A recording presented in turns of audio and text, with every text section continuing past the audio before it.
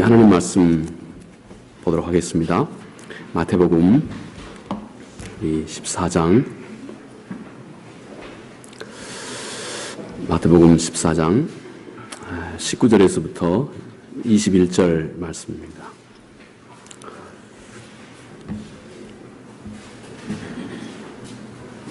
우리 마태복음 14장 19절에서 21절 말씀입니다.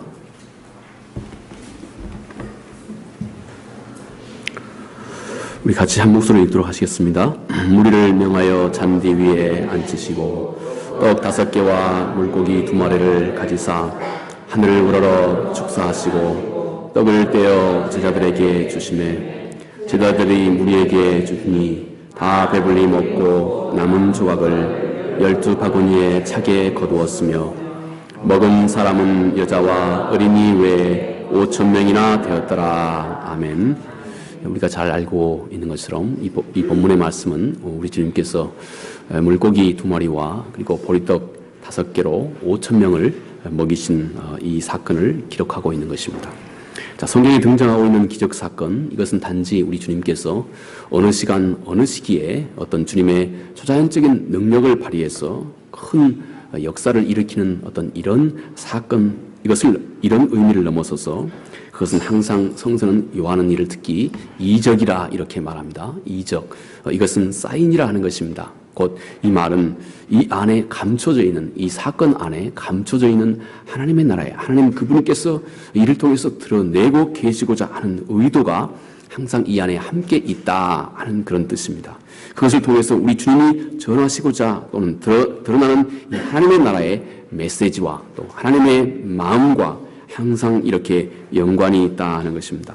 그러면 오늘 이 본문의 말씀, 곧 우리 주님께서 본문의 말씀을 통해서 곧 물고기 2마리와 보리떡 5개로 5,000명을 먹이신 이 주님의 이 큰 이적, 이것이 이를 통해서 우리에게 무엇을 전하고자 하시겠습니까? 여기서 주님은 자신을 이 세상에 오신 먼저 생명의 떡으로 주님 자신을 그렇게 드러내주고 계시는 것입니다. 여러분, 떡이 무엇입니까? 생명의 떡은 우리 삶 한 사람의 생존에 없어서는 안 될 꼭 필연적인 것입니다. 여러분, 우리 삶, 우리 생존에 없어서는 안 될 필연적인 바로 그것이 무엇입니까? 이 모든 것이 곧 생명의 떡, 여기에 해당되고 있는 것입니다. 생명의 떡은 또 매일매일 우리에게 필요합니다. 매 순간, 매 하루도 이를 겨를이 없이 매일매일 우리에게 필요한 것, 이것이 오늘 곧 주님께서 주님 자신을 떡으로 비유하고 있는 주님 자신의 모습이다 하는 것입니다. 주님은 자신을 굶주린 이 세상에서 그 굶주림을 채워줄 수 있는 진정한 산 떡이라고 하는 사실을 곧 오늘 본문의 말씀을 통해서 주께서 우리에게 전해주고 있습니다. 이 떡을 먹는 것은 결국 영원한 생명을 얻는 것, 이것과 같은 의미를 안고 있는 것입니다. 그런데 본문은 주님의 이 거룩한 일에 곧 함께 이 거룩한 일을 함께하는 대리인, 다시 말해서 함께하는 자들, 주님의 이 사역을 함께 돕고 있는 자들이 있었음을 전해주고 있습니다. 주님의 이 거룩하신 역사의 수행자들은 다름 아닌 곧 주님의 제자들이었습니다. 가까이 주님 말씀을 듣고 그리고 그 말씀을 순종하는 주님의 제자들이었습니다. 이들은 곧 오늘 우리 교회이고 곧 또 이 교회를 이루고 있는 그리스도의 몸을 이루고 있는 우리 한 사람 한 사람을 의미하는 것입니다. 이들이 곧 오늘 우리가 함께 이곳에 함께 있는 우리 모두를 가리킨다는 것입니다. 이들이 모든 주님의 명령을 충실하게 잘 수행해서 이 모든 생명의 떡을 다 먹이고 그리고 12광줄이나 가득 남았다 이렇게 말씀을 하고 있습니다. 12광줄이 이것은 곧 이스라엘 12지파를 의미하는 말이기도 합니다. 당시 이스라엘 12지파는 또 온 세상을 의미하는 말이기도 합니다. 곧 우리 주님께서 베풀어 주신 생명의 떡이신 예수 그리스도, 그분의 은혜와 또 주님 자신은 이 온 세상을 넉넉하게 다 먹이고도 충분하게 나눔이 있다 하는 것입니다. 자, 그러면 오늘 이 본문의 말씀을 통해서 세 가지 중요한 단계로 우리가 함께 생각해 봅니다. 먼저는 분배입니다. 곧 생명의 떡을 나누는 것입니다. 둘째는 그 떡 자체가 무엇을 의미하는지 함께 더 생각해 보고, 셋째는 그 떡 자체가 나누어졌을 때 그 결과, 그 풍성함에 대해서 오늘 함께 생각해 보고, 이 안에서 우리 교회의 모습을 더 깊이 함께 찾아가도록 합니다. 먼저 주님은 굶주린 이 세상에 교회를 통해서 떡을 늘 공급하고 있다 하는 점입니다. 식구들의 무리를 명하여 잔디 위에 앉으시고 떡 5개와 물고기 2마리를 가지사 하늘을 우러러 축사하시고 떡을 떼어 제자들에게 주셨다. 이렇게 말씀을 합니다. 하나님은 세상 모든 사람에게 다양한 목마름을 허락하고 있습니다. 또 가깝게는 이 세상 자체가 목마름입니다. 하나님은 또 우리 모든 성도들이 이 세상 속에서 예수 그리스도 그분이 없이 우리가 행하는 그 모든 일들 속에서의 그 허망함과 그 황망함을 하나님께서 우리 삶의 개개인 한 사람 한 사람의 많은 다양한 경험을 통해서 하나님은 역시 또 우리에게 가르쳐주고 있습니다. 우리 삶 속에서 예수 그리스도와 함께하지 않는 것에 대한 그 공허함과 허망함을 우리 주님께서는 우리의 그동안 내 삶의 경험을 통해서 알게 했습니다. 우리 사랑하는 형제가 아름다운 그 찬양 속에서도 늘 마음속에 늘 간절하게 때때로는 내 자신도 이 실체를 다 알 수 없지만 우리의 영혼은 늘 간절하게 완전한 그 하나님 그분을 향한 악망이 이 세상 가운데 존재하고 있습니다. 우리는 우리의 삶 가운데서 우리가 경험하는 많은 실존적인 그런 경험을 통해서 이 허망함과 그리스도가 없는 것에 대해 허망함과 황망함을 우리는 잘 알고 있습니다. 그리고 그 안에서 깊은 어떤 영적인 갈증과 허기를 우리는 가지게 됩니다. 그런데 주님은 이렇게 줄이고 목마른 세상에 곧 오늘 교회를 통해서 예수 그리스도의 제자들, 곧 그들의 신앙 고백을 통해서 이 땅에 이루어진 교회를 통해서 그리고 가깝게 이 교회의 구성원 된 그리스도의 몸된 우리 한 사람 한 사람을 통해서 주님께서 이 세상의 허망함과 황망함을 채우시는 이 거룩하시고 놀라우신 역사를 우리 각자를 통해서 주께서 이루어 가신다는 것입니다. 때문에 이 땅에서 구원과 생명의 진리를 먼저 알고 있는 우리 모든 먼저 우리 주님의 대리인이다. 대리인. 제가 좀 발음이 좀 안 되는 것 같습니다. 대리인. 우리 주님의 대리인이라고 하는 사실을 우리가 먼저 꼭 기억을 하셔야 됩니다. 모든 하나님의 자녀들은 예수 그리스도의 죽으심의 목적을 이 땅에서 좀 더 온전하고 그리고 좀 더 실감나게 세상 앞에 드러내는 데 부르심을 받은 대리인이고 또 우리 주님의 동역자입니다. 여러분, 우리가 아니면 우리 주님의 이 주님의 마음을 어떻게 세상에 드러내겠습니까? 여러분, 아름다운 곡조 하나가 없다면 어떻게 한 사람의 마음 속에 있는 그 살아있는 생명을 겉으로 드러낼 수가 있겠습니까? 여러분, 우리가 입을 벌려서 우리 속에 있는 것을 아름답게 세상 앞에 드러내지 않는다면 어찌 우리 안에 있는 것을 다른 사람에게 전달해 줄 수가 있겠습니까? 여러분, 우리가 아니면 어떻게 우리 주님의 말씀을 이 세상 가운데 알릴 수 있도록 하겠습니까? 당신이 아니면 당신 친구가 어떻게 구원으로 가는 그 길을 소개받을 수가 있겠습니까? 왜 그렇습니까? 하나님이 당신 주변에 하나님을 알지 못하는 그 사람을 위해서 지금껏 하나님은 당신 자신을 준비해 오셨습니다. 하나님은 나를 그를 위해서 준비해 오고 있었습니다. 그런데 당신이 아니면 어떻게 그 사람에게 하나님 그분의 마음을 어떻게 이 소중한 진리를 그 사람에게 전달해 줄 수가 있겠습니까? 그 사람을 위해서 하나님께서 당신을 준비하셨는데 말입니다. 이것이 곧 하나님이 부르신 모든 부르신 자들에게 똑같이 성령께서 부여해 주시는 마음입니다. 여러분, 일찍이 이 AIM이라고요. 이 아프리카 인랜드 미션이라고요. 오래전에 1800년도입니다. 1800년도 아마 1890년도 정도 됩니다. 아주 오래전이죠. 19세기니까요. 이때 이 선교회를 처음 창시한 사람이 있었습니다. 그때는 아프리카 선교가 상당히 활발했고 또 당시는 물론 아프리카는 백인들의 무덤이다 해서 모든 사람들이 거기에 갈 때는 선교지로 갈 때는 그 풍토병 때문에 거의 죽음을 각오하고 그렇게 갔고 거의 백발백중 거기에 가신 모든 선교사님들은 거의 죽음을 면치 못했습니다. 이때 젊은 스코틀랜드에서 태어난 한 사람, 이 사람이 물론 일찍이 이 사람은 미국으로 이제 가족들이 그 이민을 갔습니다. 그래서 거기에서 이 젊은 사람, 아주 젊었을 나이에 그가 대학을 다닌 시절에 그가 하루는 이런 생각을 했습니다. 내가 그분이 아주 그 많은 그 음악적인 재능이 있었습니다. 참 음악적인 재능이 있으신 분들이 많이 있으신데요.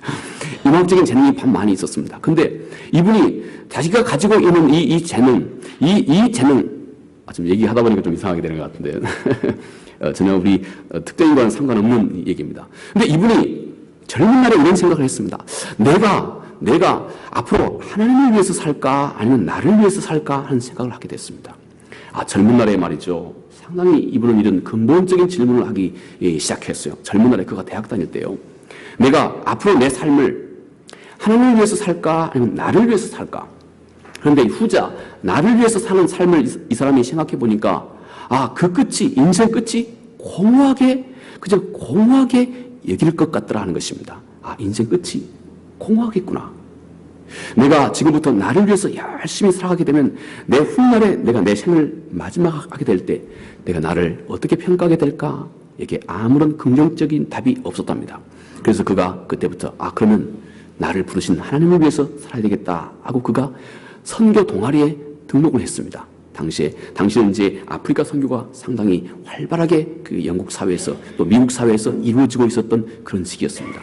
그래서 그가 즉각 선교 동아리에 등록을 하고 거기서 선교 훈련을 받게 됐습니다. 그리고 그가 그 당시에 그토록 험난한 지역으로 알려져 있던 이 아프리카에 선교사로 지원을 하게 되었습니다. 그가 먼저 아프리카 선교사로 지원하면서 이 AIM이라고 이 아프리카 인랜드 미션이라고 하는 걸 창시했고 그가 아프리카 선교사로 지원해 가자마자 곧 그의 동생 전이라고 하는 그의 동생이 나도 형 따라 함께 가겠다 하고 지원을 해왔습니다. 얼마나 신이 나는지 모릅니다. 기분 좋게 아프리카에서 선교사에 가다가 그런데 삽불사 불과 몇 개월 만에 자기의 동생이 그 아프리카의 풍토병에 못 견디고 거기서 생을 마감합니다. 그 후 그는 그 하루에 거의 1년에 거의 그 기록에 보니까 1년에 한 4,000km 정도를 그런 도보로 움직였습니다. 너무 무리가 돼서 이게 너무 힘들고 어려운 무리가 돼서 이 사람이 큰 병을 앓게 되었습니다. 거의 죽을 병이 들어서 다시 이분이 영국으로 돌아와서 다시 이제 건강을 다시 회복하고 더 이상 거기에 가고 싶지 않았던 것입니다. 더 이상 거기에 자기 동생도 사랑하는 동생도 잃어버린 곳에 더 이상 가고 싶지가 않았습니다. 그러다가 그는 어느 날 이 웨스트민스터 사원에 그가 어느 날 이 사원을 방문하게 되었습니다.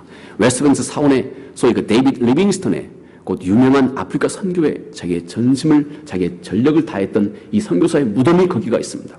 그래서 그가 그 무덤을 우연히 그 무덤의 비문을 보게 됐습니다. 저도 거기에 가본 적은 있습니다만 그 무덤의 비문을 제가 직접 확인을 못 해봤던 것. 근데 보니까 그 무덤에 이렇게 비문이 기록되어 있다 합니다.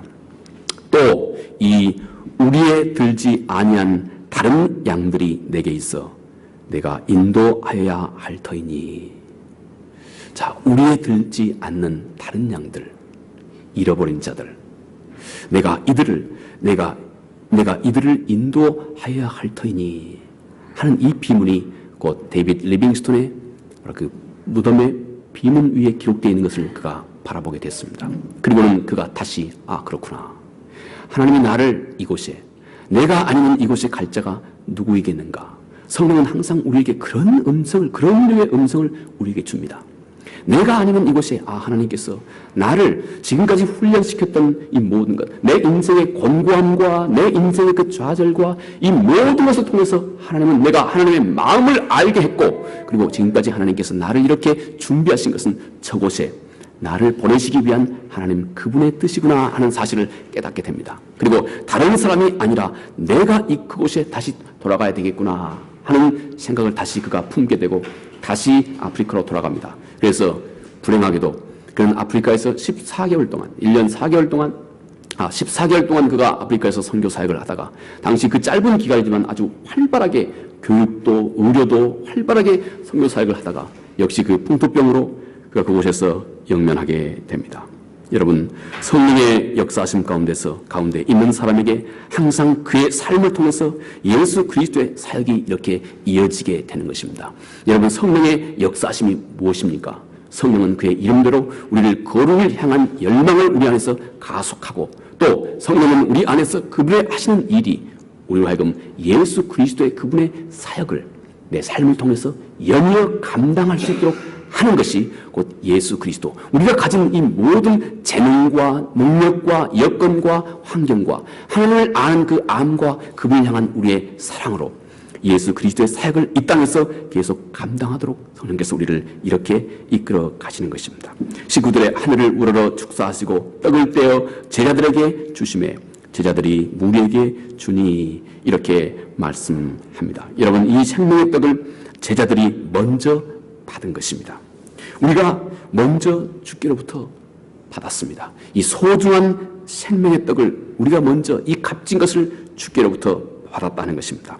그것으로 내가 잘 먼저 살고 이 생명의 떡 예수 그리스도와 더불어서 내가 먼저 내 자신과 장사를 잘 하셔야 됩니다. 내가 이 진리의 이 복음의 말씀과 더불어서 이 복음이 내게 가르치고 있는 이 말씀과 더불어서 내가 내 삶과 내 인격과 더불어서 내가 먼저 이 복음의 진리와 더불어서 장사를 잘 해야 됩니다. 내가 내 안에 나와 더불어 장사를 잘 했다고 하는 그 증거가 이제는 이것이 나를 통해서 세상 앞에 넘쳐 흐르기 시작합니다. 내 삶의 태도와 내 인격과 내 속사람과 내 삶의 방식을 통해서 이 내 안에 넘쳐 있는 것이 밖으로 이렇게 흘러 넘쳐나게 되어 있는 것입니다. 곧 내 안에 있는 것을 내가 온전하게 소유한 사람은 이것을 밖으로 흘러 넘쳐주게 돼 있다는 것입니다. 다른 사람에게 이를 전달해 주는 자가 되는 것입니다. 때문에 나는 그것을 다른 사람에게 정확하게 나눠주기 전까지 나는 늘 복음의 빚진 자라고 바울이 로마서 1장 14절에 그렇게 고백을 합니다. 여러분, 복음은 항상 그렇습니다. 복음은 그 진리와 복음과 정작 맞닥뜨린 모든 사람을 그 복음의 빚진 자라고 그렇게 복음의 빚진 자로 그렇게 만들어가는 것입니다. 복음의 빚진 자라고 하는 개념이 여러분 이런 것입니다.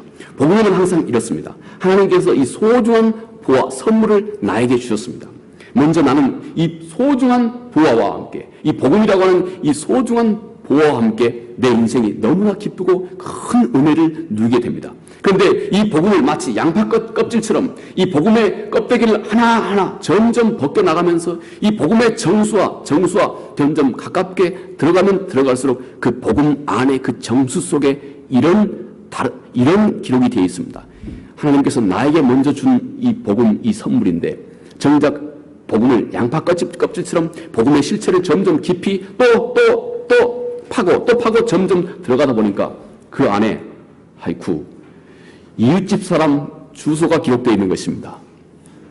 내 이웃, 내 형제의 주소가 기록되어 있는 것입니다. 마치 그와 같습니다. 복음은 항상 그와 같습니다. 복음은 먼저 그 복음의 내용에 내가 온통 사로잡혀서 기쁨과 즐거움 가운데서 하나님 앞에 감사하고 그 복음의 내용에 감격하도록 만든 연유에 또 눈을 뜨고 보니 그 복음의 깊은 정수 속에 내 이웃, 내 형제의 주소가 기록이 되어 있는 것입니다. 사도 바울, 그러므로 이 복음을 하나님은 나에게 먼저 하늘나라에서 나에게 먼저 배달해 주셨습니다. 나는 이 복음을 안고 이제 복음이 마지막 기록되어 있는 내 이웃, 우리는 이 다른 사람에게 복음을 나눠주는 바로 그 사람들을 통해서 내가 지금 구원을 받았거든요. 내가 지금 하나님 그 복음의 실체에 접하게 되었거든요. 누군지는 모르지만 나에게 이 복음을 나눠준 그 사람 때문에 내가 지금 이렇게 복음의 이 실체, 복음의 능력에 내가 사로잡히게 됐거든요. 그래서 때문에 우리는 이 복음을 또 들춰내고 내가 내 이웃에게 이 복음을 전달해 주기 전까지 나는 하늘 아버지에게서 나는 이 복음의 빚진 자다 하고 사도 바울이 로마서 1장 14절에 그렇게 복음의 빚진 자의 내용을 설명하고 있는 것입니다. 자, 그런데 여기서 우리 주님이 하신 일이 이것입니다. 먼저 하늘을 우러러 우리 주님께서 이를 제자들에게 나눠주기 전에 축사하셨다 이렇게 말씀합니다. 여러분, 이 복음 이것에는 곧 이미 주께서 축사하신 것입니다. 주님의 뜻을 순종하는 당신의 삶과 그 헌신에 주께서 이미 축사하신 것입니다. 이 축사는 영어는 blessing입니다. bless. 이미 주께서 거기에 복을 주신 것이다 하는 것입니다. 주님은 이미 당신의 입술에 축사하셨습니다. 주님은 이미 당신의 그 순종하는 마음속에 이미 축사하신 것입니다. 주님은 당신의 그 작은 보리떡 5개와 물고기 2마리에 해당하는 당신의 그 작은 순종 위에 주께서 이미 축사하신 것이다 하는 것입니다. 주님의 이름으로 드려진 그 작은 헌신은 앞으로 당신이 생각할 수도 없는 그 놀라운 결과를 가져오게 될 것입니다. 비단 이 땅뿐만 아니라 영원한 나라에서까지 당신이 심은 이 작은 주님께서 축사하신 이 작은 당신의 마음속에 당신이 만났던 이 소중한 것을 이웃에게 하나둘씩 나눠주기 시작할 때 하나님은 이를 통해서 참으로 놀라운 일을 비단 이 땅뿐만 아니라 하나님의 나라에서까지 놀라운 역사를 이루어 갈 것입니다. 여러분, 성서에서 하나님이 복을 주셨다 하는 그 결과, 하나님께서 성서에서 복을 주셨다 하는 그 결과는 말이죠, 항상 이 곱셈처럼 확장해 가는 말이 항상 뒤에 이어집니다. 주께서 복을 주셨다. 예를 들어서 창세기 1장 22절 말씀에 그렇게 말합니다. 하나님께서 복을 주셨다. 오늘 제가 방금 말씀드린 bless. 하나님께서 복을 주셨는데 어떻게 복을 주셨느냐. 복을 주사 생육하고 번성하여 땅에 충만하라. 이렇게 표현하고 있습니다. 우리 주께서 복을 주신 것은 그 다음에 항상 따르는 이 복의 내용은 multiply입니다. 이 multiply라고 하는 말은 우리 쉽게 말하면 이 산수의 말입니다. 곱셈입니다. 곱셈. 하나님께서 복을 주신데 그 복의 내용은 항상 이렇게 곱셈처럼 그 복의 내용이 번창해 간다 하는 것입니다. 이것이 곧 하나님께서 우리 주께서 복을 주셨다 하는 말 속에 항상 따라오는 말입니다. 하나님께서 복을 주신 것, 다시 말해서 우리 주님께서 축사하신 것을 우리가 우리 삶 속에서 작은 순종을 해나갈 때 하나님은 이 순종을 통해서 마치 곱셈을 하는 것처럼 멀티플라이. 여러분 곱셈이 뭡니까? 1 곱하기 2는 2고 또 2 곱하기 2는 4고 또 4 곱하기 4는 16이고 또 16 곱하기 16은 또 어떻게 됩니까? 수학이 짧아서 말입니다. 이렇게 퍼져가는 것입니다. 이게 곧 멀티플라이입니다. 곧 하나님의 나라의 복이 이렇게 확장된다 하는 것입니다. 하나님의 나라의 복은 내가 예를 들어서 우리 사랑하는 형제에게 마음을 한번 전달했다 합시다. 저는 오히려 여러분들에게 전달하는 것이 아니라 늘 여러분들에게 받고만 있습니다. 여러 가지 모습으로 여러분의 사랑을 실은 받고만 있는데 거꾸로 한번 예를 들어서 제 형제에게 사랑을 한번 베풀었다 합시다. 그러면 형제가 마음속에 느낀 그 사랑을 또 다른 형제에게 한 세 사람 형제에게 나눕니다. 그러면 그 세 사람 형제가 또 한 서너 사람에게 나눕니다. 그러면 이게 얼마나 퍼져나가겠습니까? 하나님의 나라에서 우리가 예수 그리스도로 행하는 이 모든 일의 그 결과, 열매를 이렇게 멀티플라이 한다. 이렇게 말씀하는 것입니다. 여러분 이것이 곧 주님께서 축사하셨다 하는 그 결과를 얘기하고 있는 곧 복을 만들어 가시는 영적인 환경인 것입니다. 그러므로 아주 작은 나의 진심, 아주 작은 나의 사랑, 아주 작은 나의 헌신, 오늘 이 보리떡 5개와 물고기 2마리와 같은 이 작은 것을 우리 주께서 축사하심이 그토록 중요한 것입니다. 우리의 작은 믿음을 우리 주님께 가지고 갑니다. 우리 주님께서 그것을 축사하시고 멀티플라이, 확장하게 될 것입니다. 나의 부족한 사랑을 우리 주님께 가지고 가면, 내가 작은 사랑을 내 이웃에게 전달해주면 내 이웃은 내 작은 사랑으로 그 마음 중심이 불붙듯 하게 될 것이다 하는 것입니다. 내 작은 영혼 구원을 위한 헌신을 우리가 주님께 가지고 가면 이것을 우리 주님께서는 내가 내 이웃을 세상 위에 하나님의 나라를 확장해 가는 이 일에 우리 주님께서 거침없이 사용할 것이다 하는 것입니다. 이것이 곧 주께서 확장해 가는 일입니다. 두 번째 우리가 생각할 것은 곧 우리 주님 자신입니다. 떡 자체로 소개되는 우리 주님 자신입니다. 곧 이 떡은 온 세상을 위해서 늘 충분한 양이다 하는 사실을 우리에게 전해주고 있습니다. 우리가 가진 이 복음, 이 진리의 능력은 나와 이 세상을 바꾸기에 항상 충분한 양이다 하는 것입니다. 20절에 다 배불리 먹고 남은 조각을 12바구니에 차게 거두었다 하고 성서는 그렇게 기록을 하고 있습니다. 제자들은 처음 이 보잘것없고 터무니없이 부족한 이 양, 물고기 또 2마리와 또 보리떡 5개, 이것을 5,000명이나 되는 숫자, 당시 성인만 5,000명이니까 여러분 거기에 대부분 그 종교학자들이 얘기하는 게 공통적으로 얘기하는 것이 이것입니다. 여성이 그 남성보다 종교성이 훨씬 더 뛰어나다고 합니다. 그래서 대부분 이 종교는 그 남성 수보다 여성 수가 많아요. 저희 교회는 참 비슷비슷해서 참 좋습니다만 대부분 그렇습니다. 여성의 수가 훨씬 많습니다. 여성이 가지고 있는 이 종교성은 남성보다 더 뛰어나다고 합니다. 근데 여기에 오늘 주께서 남성의 수만 5천이기 때문에 당시에 어린 아이와 여성을 합치면 이게 얼마나 되겠습니까? 아주 많았을 것입니다. 그런데 아마 이 제자들은 우리 주께서 작은 양 물고기 2마리와 보리떡 5개로 이 모든 사람들을 다 먹인다고 말씀하신 이 주님의 말씀에 아마 놀랐을 것입니다. 그런데 아마 이들이 더 놀랐을 법한 것은 이것이 나누어질 때 이들을 충분히 먹이고도 또 남았다 하는 이 사실에 아마 이들은 더 놀라게 됐을 것입니다. 여러분, 한 사람 한 사람이 나누어지면서 신비하게 우리 주님의 손에서 공급되는 그 떡이 전혀 부족함이 없었던 것입니다. 모든 연령과 모든 성과 모든 종류의 사람들이 다 충분하게 먹고 넉넉하게 남았다. 성서는 기록합니다. 성경은 하나님의 아들 예수 그리스도에 의해서 이 세상은 전혀 부족함이 없음을 우리에게 말해주고 있습니다. 예수 그리스도는 항상 모든 상황 속에서 오직 예수 그리스도 한 분만으로 족한 것입니다. 우리가 어떤 문제가 있다 할지라도 또 우리가 어떤 시대라 할지라도 여러분 예수 그리스도 한 분이면 항상 충분한 것입니다. 복음은 모든 이들에게 항상 충만한 하나님 나라의 은혜를 공급하고 있습니다. 세상의 보호하는 그러므로 예수 그리스도 그분입니다. 이 세상의 모든 사람들에게 항상 가장 완전하고 완벽한 충만함을 주실 수 있는 분은 우리 주 예수 그리스도 그분 한 분이시다 하는 것입니다. 그분만이 인간이 가지고 있는 모든 본성과 본질과 그리고 영혼을 향한 목마름에 진정한 만족함을 주신다 하는 것입니다. 그러므로 우리가 전달해 주는 것은 여러분 세상 사람들은 그 소중함을 알지 못하고 있어서 그렇지 이것은 곧 세상의 모든 사람들에게 진정한 보화다 하는 것입니다. 세 번째로 떡의 그 풍성함을 본문 말해주고 있습니다. 떡은 나누는 자들 이들의 미래 속에 풍성하게 확장되는 것입니다.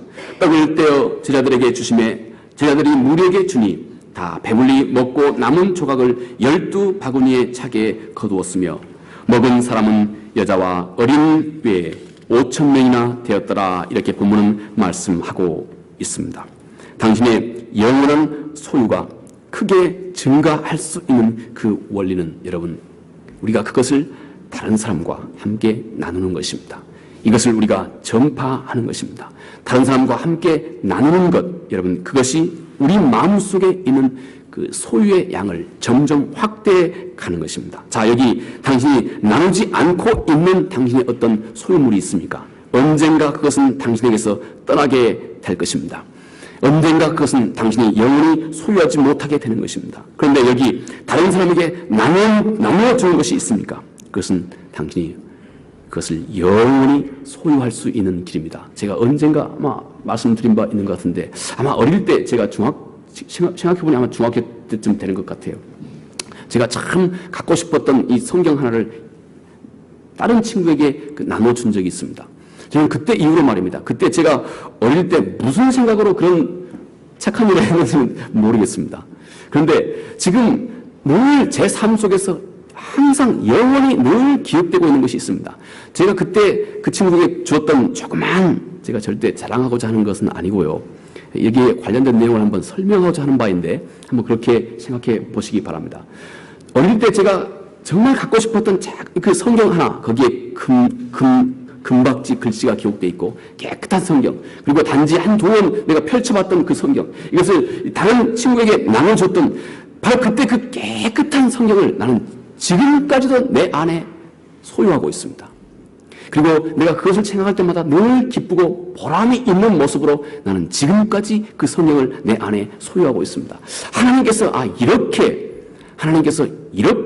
우리 한 사람의 작은 것을 이웃과 나누어질 때 하나님께서 이렇게 그 풍성함을 하나님께서 나누어 주시는구나 하는 것을 제가 일찍이 깨달은 바가 있습니다. 여러분 나누는 것은 그것을 마치 씨앗처럼 우리 주님의 능력의 손에 던져주는 것과 똑같습니다. 여러분 옥수수 작은 씨앗 하나 이것이 땅에 심겨졌을 때 여러분 땅에 심겨진 것 곧 나를 땅에 던져졌을 때 여러분 이 옥수수 씨앗 하나는 주님의 그 거룩하신 은총 안에서 넘치는 결실을 하게 하는 것입니다.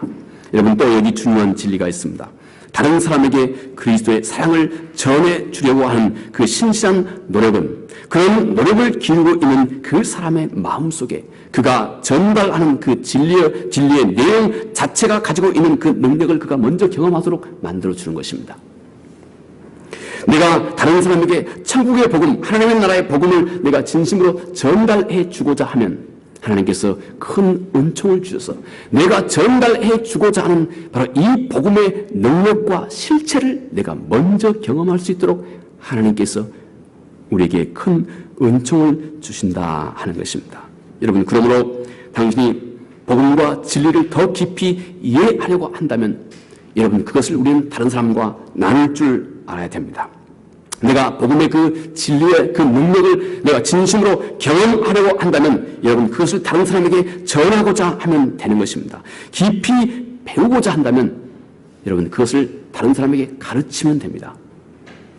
내가 있는 것의 그 능력과 내가 있는 것의 그 역량을 내가 정말 하나님 내가 가지고 있는 이 복음의 생명력을 내가 정말로 더 여실하게 경험하고자 한다면 여러분 내가 가지고 있는 것을 이웃에게 가르쳐 보면 됩니다. 이웃에게 나누어 보면 되는 것입니다.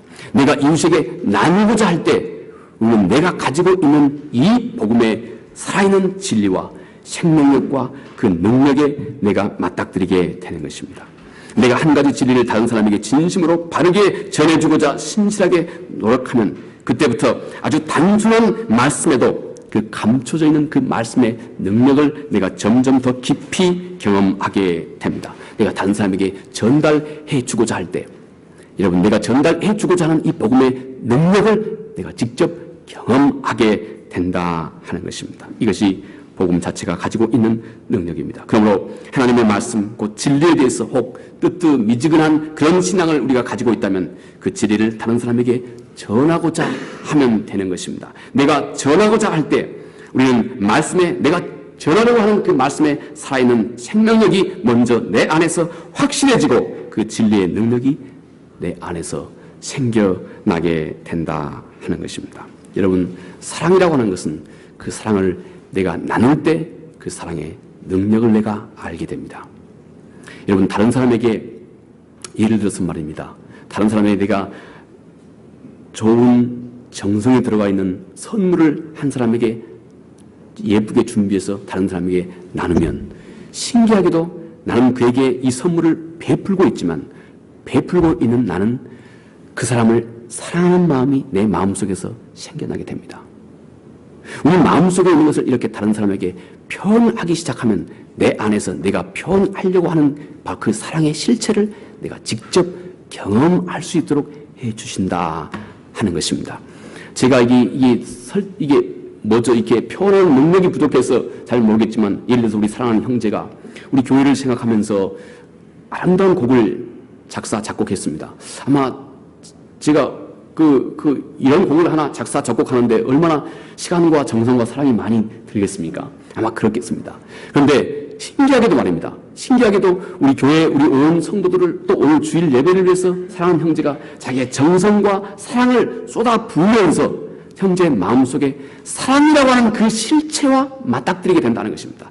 정작 형제의 마음속에 사랑이라고 하는 것을 그 사랑이라고 하는 그 생명력을 형제의 마음속에 갖게 됩니다. 아마 형제는 더욱더 자기가 우리 교회를 위해서 좋은 곡 하나를 선사했음에도 불구하고 이후부터 우리 교회 공동체를 사랑하는 마음이 더 커질 것입니다. 제가 옳은지 모르겠습니다. 그런데 본문의 내용은 그렇습니다. 커집니다. 점점 더 커집니다. 이게 우리가 우리 마음속에서 사랑이라고 하는 것을 이웃에게 복음이라고 하는 것을 이웃에게 내가 나누어 주고자 할 때 진짜로 나누어 주고자 할 때 우리는 이 사랑이라고 하는 이 능력 자체 먼저 내 자신이 사로잡히게 된다는 것입니다. 내가 복음을 이웃에게 나누어 주고자 할 때 우리는 이 복음의 생명력을 복음의 능력을 내가 먼저 경험하게 된다 하는 것입니다. 그리고 여러분 혹 우리의 신앙이 아버지 하나님 더 깊이 배우고자 한다면 다른 사람이 예수 그리스도를 사랑하게 하는 그 길로 한번 인도해 보시면 됩니다. 신기한 일입니다. 우리는 이 과정에서 왜 주께서 주님의 사랑을 다른 사람에게 전하도록 했는지 우리가 하나둘씩 깨달아 알게 됩니다. 만약 우리의 영적인 삶이 더 깊고 건강해지기 원한다면 여러분 우리 마음속에 있는 이 소중한 진리를 혼자 깊이 오래도록 묵상하는 것으로 다 끝나는 것이 절대 아닙니다. 내 영적인 삶이 더 깊고 강건해지기 원한다면 참으로 정직하게 우리는 이 진리와 함께 이 땅에서 하나님 나라를 위해서 땀나는 노력을 함께 하면 되는 것입니다. 만약 당신이 하나님과 함께 능력 있게 살기를 원한다면 즉시 하나님을 위해서 일하기 시작하면 됩니다. 하나님의 이름으로 함께 일하면 되는 것입니다. 그러면 내가 희미하게 알고 있는 것이 내 안에서 점점 더 확실해지고 내가 전하고자 하는 그 진정한 능력의 실체를 내가 깨달아 맛보게 된다 하는 것입니다. 여러분 배고픈 자에게 떡을 떼주기 시작해야 합니다. 그것이 우리의 영혼에게 내가 생명의 그 생명의 떡을 내 안에 떼주는 길이 된다 하는 것입니다. 여러분, 진리를 알았습니까? 그러면 이제 그 진리와 함께 일하기 시작해야 됩니다.